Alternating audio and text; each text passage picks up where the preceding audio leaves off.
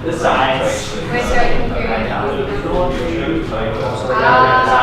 they're about the same.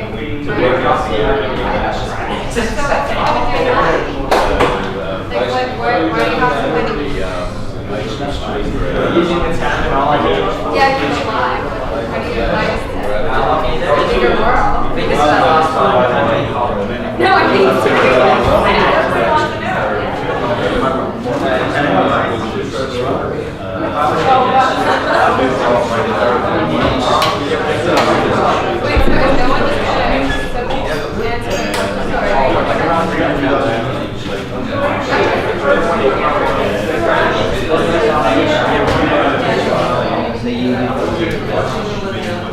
Wait, so if no one is sharing, so whiteboards are calibrated to what? No, but I bet you if you're smart, flipping, you might be able to equilibrate that as well. Think about how you might get rid of that uncertainty. So, anyway. So their task is to find a relationship that they can use and see if they can always do it so that we can whatever we're plotting on the X and the Y. So you have an interesting problem here. What's your problem? What's the what? Why? You know why that side? So what's your problem you have trying to equilibrate these colors? Why is the color? Nope. All right, let's do this. I've just rotated it, and the color is still the same, right? So what's the problem you have there? Have they done this? Have they done this experiment? No, they haven't done it. All right, so you'll figure it out when you do that experiment. But I will tell you, why do you think that light? Why is that light brighter than that light? Putting more energy into that light, right? And what does that energy do to the tungsten? Heats it up. Yeah. And the more energy you make the tungsten hotter. If you make things hotter, you change the color.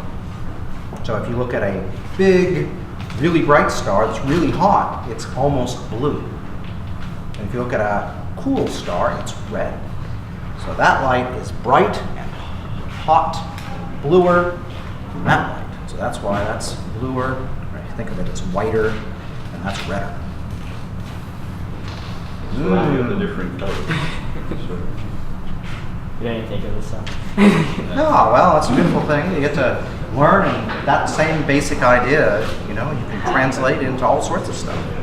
That would be the normal sequence we would do the cracks in, but because of the opportunity, I've got different groups. Okay. Yep. So, Angus, can you show us where those two wax blocks would be equally illuminated by those two different sources, like lights of different temperature, luminosity? It's like in this area. Yeah. Around the, maybe, looks over to you. Do you want to use that black background so you can block a little bit of ambient light, see if that helps you? Right.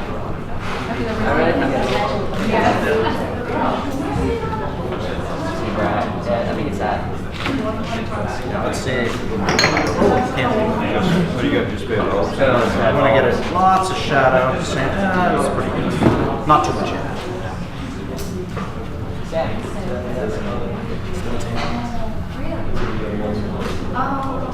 Okay.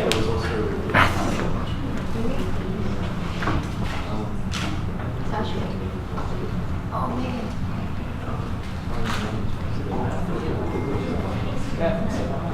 So what now?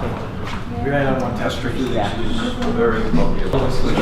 It's a very good way, to my mind, when I teach astrophysics, it's a very good way to teach, as I said, after you've got the physics, then it's a great way to bring together several concepts of physics simultaneously. So very useful. So inverse square law applied is actually for H's, so they've already done that. Yeah. And then you If have I've to got my students here and you don't have in so these guys become inverse square laws and they do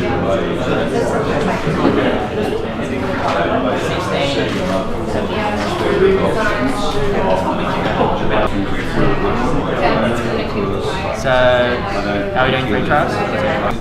Yep. And the appeal then to me is that there's elements of their And that is one of the advantages. I need to get a photo. You need to get them level. Right? You care where the filament is, right? Okay. So I need to change it.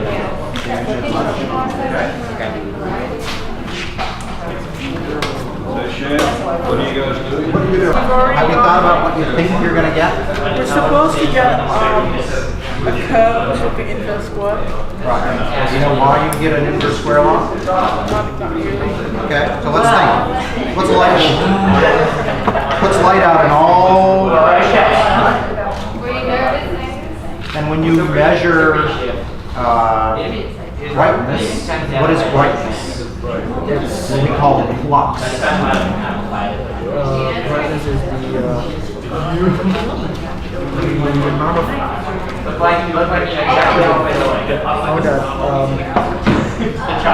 that a star emanates when you say from the distance. Yeah, so what do we call that? That's luminosity. Luminosity. And what's luminosity's units? Watts. So what is watts? Tell me what it is in physical terms. So power is energy. So we have watts, that's what the light bulb's putting out in all directions. And then when you're going to measure how bright it is with your eye, well, how big's your eye? It has an area. The light is spreading out over a sphere, all directions. What is the surface of the sphere? Remember? 4 pi r squared. So my eye's always got the same area. So when I'm close, the light's spread out over 4 pi r squared. Double the distance, spread out over 4 pi r squared, r is bigger. So it kind of makes sense that the light is going down by the square because that's what the area is. So it makes perfect sense. But the question is that what you're actually going to measure?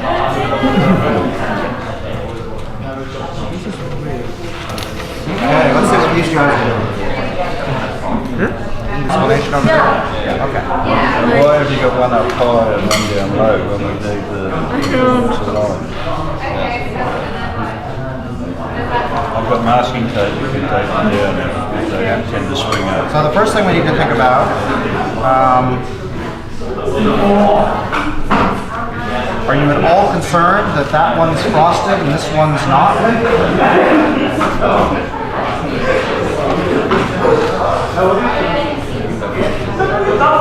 Look at that light. Look at the element. You see it?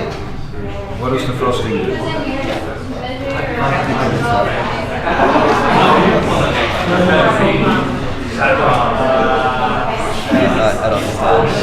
Okay, so you see the light, the glass there, you can see right through it? You see right through the glass there? So what's that going to do? So your first question is that a problem or not?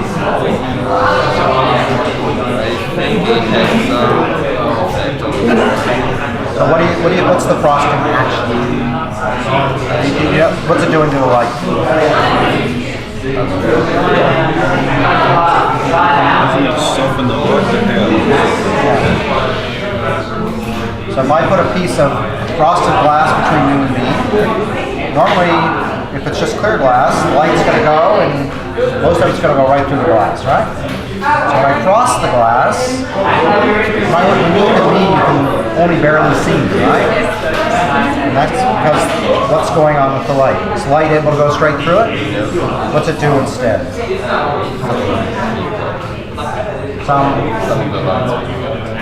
Being blocked or not? Is it being blocked? Is it being absorbed and just disappears and the glass heats up? So maybe it's being scattered, it's being deflected, its direction is being changed. Alright? So, one way, well, it's used to soften the light, so it doesn't, instead of being from one little point in the center, where all the light's coming from, it's coming from the globe that all scatters. And you could do an experiment, which is you could take a frosted glass, and you could take an unfrosted glass, and you could have the same light bulb, and you could measure the temperature. You let it go for a bit, and if one's absorbing, then that's a problem. It'll heat up, and you'll actually lose light. But if it's not absorbing, they'll be the same temperature. The problem is, the way you're going to measure temperature is by putting your hand on it. It's probably too hot. You do have an infrared thermometer. You do have an infrared thermometer. Okay, but these are different lights. You can do an experiment with that. So, you shouldn't actually have the frosted glass. yeah. So the big problem with the frosting is that when you line these things up, when you want to measure the distance, so I think you have a problem because you've lined it up from, when you're thinking you're measuring it from there. So I think you need to move that forward a little bit so that the filament is lined up with your measuring stick. Or measure that depth in there. You can add it on. It's whatever you want. You need to accomplish it. And here it's a bit more complicated because the light now is not all from one point. It's from that big bulb. So light's coming from the back. It's coming from the front. Where do you put the center? Now, you learn calculus. You can do an integral over everything, and you can figure out what the answer is if the frosting scatters things perfectly in all directions, which it doesn't, it turns out. If I look at that light bulb, I can see from the back side I'm not getting as much light as the front side. So, it's complicated. So when you do experiments, it's really important to control all the variables. And the color is going to be a bit of a problem, but you're stuck with that. That's what you just dealt with. These other ones are the ones you want to do. Right? So, if we go through and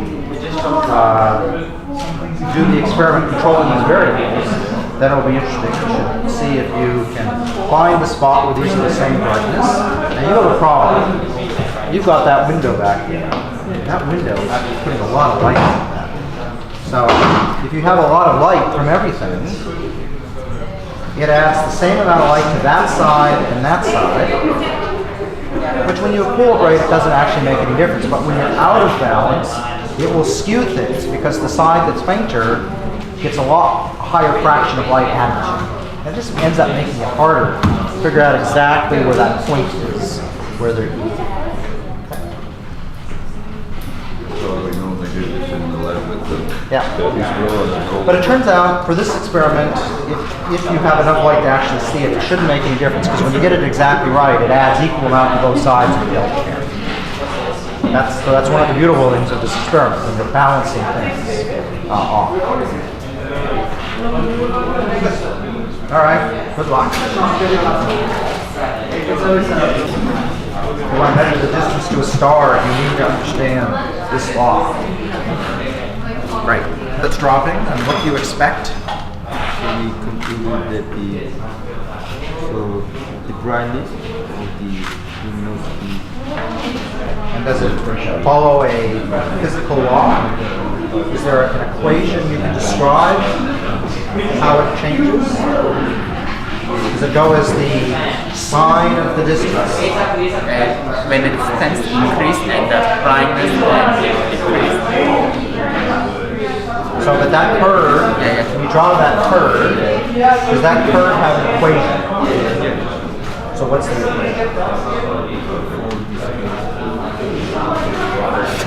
You just So you fit is an exponential? yeah. Okay, so let's think about what curve we should fit. Okay. Now, if you've got a light bulb, how do you describe a light bulb? You describe how many watts it has, right? What's watts? So brightness, well, what is it in terms of physics? What do we describe it as?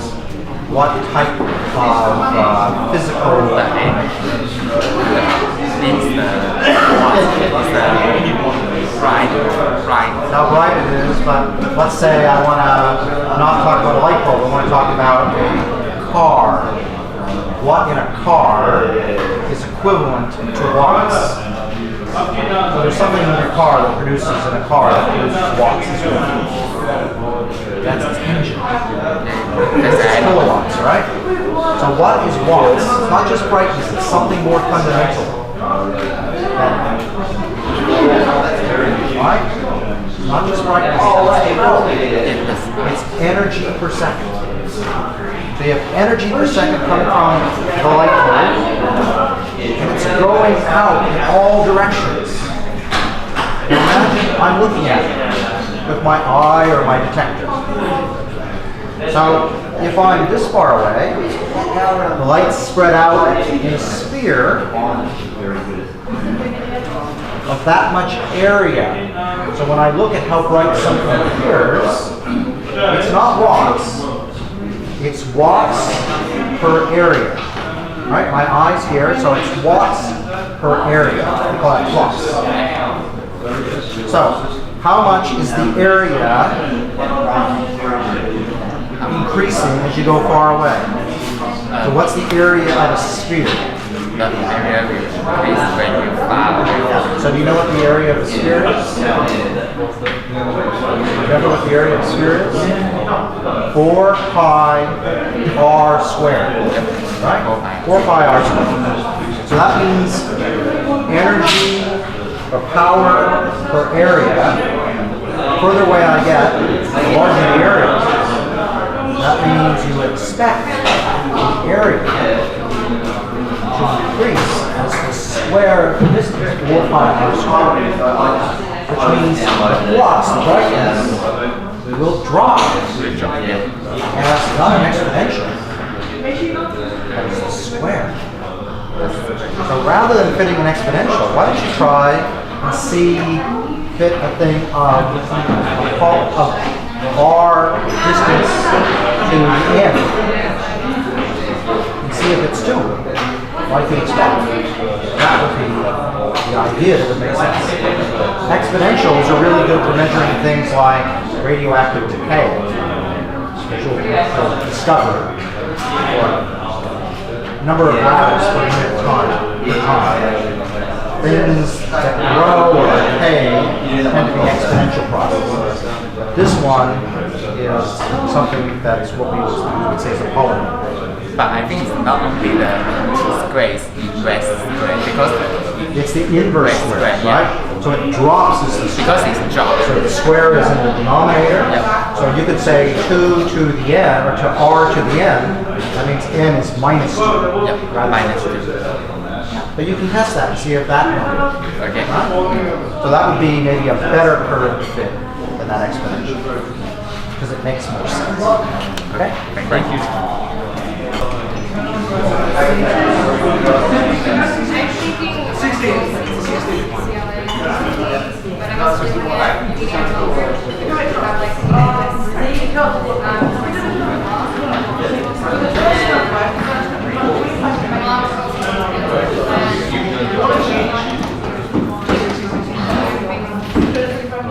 My best advice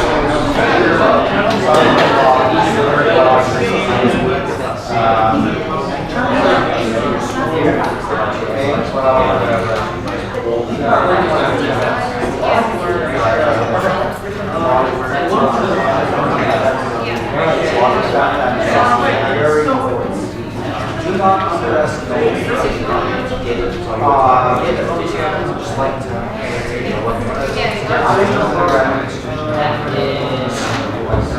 Wait, where's the box?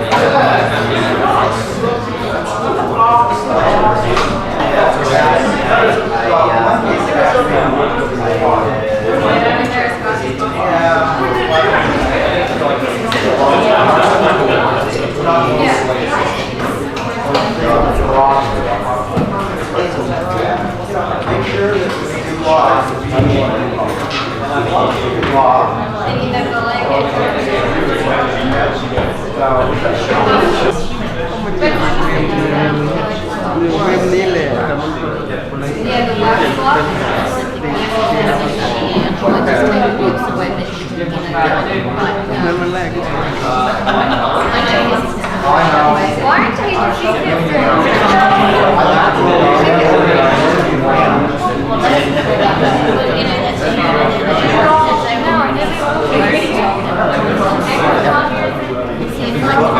Can you do these two over here?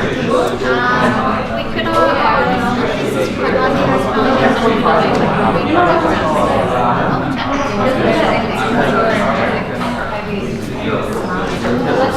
Pretty down, and the angle is going to be a little weird. They're a little bit different. She'll have to tell us, okay?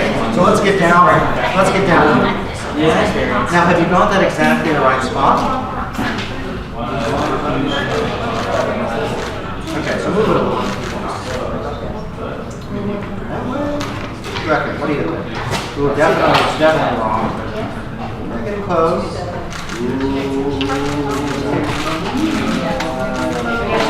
I reckon it's still darker on this side. I thought we were safe in this angle. Yeah, there's a little bit of sun. I'm trying to. What do you think? Well, it's great effect. Do you think it's dark enough? I think it's dark enough too. Ooh, now it's definitely too light on that side. Now we're getting close. Let's keep that up like that. Okay, come in here and help with this one. What do you think? Which brighter, left or right? I think left is always right. You think left is better? Which is it? I think it's pretty dark. Yeah, the temperature is definitely a little yellower on this side. That turns out really hard. See, it's definitely brighter now, I think, on this side. Really close. One of the cool things what you guys can think about is measuring up slope. Because whenever you make a measurement, you need to know how uncertain it is. So rather than just figuring out that number of 34, 33, you say you're 2 out of 3, think it's 34, what about 35? That looks pretty close to me too. Let's do 36. It's definitely right on that side, right? So 36 is right out. I'm kind of 95% sure 36 is right. And I'm pretty sure I'm kind of 95% 32 is wrong. So it turns out that uncertainty, you go from being 2 out of 3 times right, that's what we call 1 sigma. 2 sigma is 95%. And it turns out if things have the shape of a bell curve or a Gaussian, we call it Gaussian, e to the minus x squared, which is how most things go. If you're 1 unit away from uncertainty, you're 2 out of 3 sure. If you're 2 units, you're 95, so 19 out of 20 sure. 3 units, you're 9997. 3 out of 1,000 is how many times right. So, to my mind, 34 looks about right. 33, 35, yeah, I think 34 is better 2 out of 3 times, but I wouldn't know. I'm 95% sure 32 and 36 are wrong. So it sounds to me like 34 plus or minus 1. Okay, yeah. And that is what we call 1 sigma. That's where you're effectively 68.3% sure. That is a very specific part of the curve of the Gaussian. Something called sigma in it. And that is go through and figure out the area under the curve, plus or minus 1 sigma, 68% of it's there. So that's probability. And that's what all of physics is about. Yes, so it's like the relationship between standard deviation and probability. Yep. So that's a good way to think about things. So often people say, oh, I'm 95% sure, I'll put that as my second option. That's too simple. 95% sure. And we're absolutely sure that's the second. And as I said, I would say 33, 35, they're both in for the chance. And that's sort of 2. And 32, 35, okay, I wouldn't put my finger on the one. I feel pretty sure it's 95% sure it's in that. And if I were to go to 31, okay, then I'm starting to put my finger out. I'm sort of 1 in 1,000. 1 in 10,000. Sure. And that's clearly, you put your house on, right? That's Borsic. Borsic is 99.99. Oh, whether I get off the floor. Professor Schmidt, just on behalf of the science department and all of our schools, we really appreciate you coming along to interact with the students and the positive messages that you brought to our school. Where are you from? Kentucky boy. Say South. That's right. Thank you very much. Lunch now. To just acknowledge that Professor Schmidt's come along and spent some lovely time with you guys today, and also for the lovely message that he brought about science to us today. So if we could just give him a round of applause. Enjoy your physics experiments. We're going to go have some lunch. Yeah. Good luck with everything, and make sure you ask lots and lots and lots of questions. That's the secret to life, is asking questions. That helps you answer the few that are important.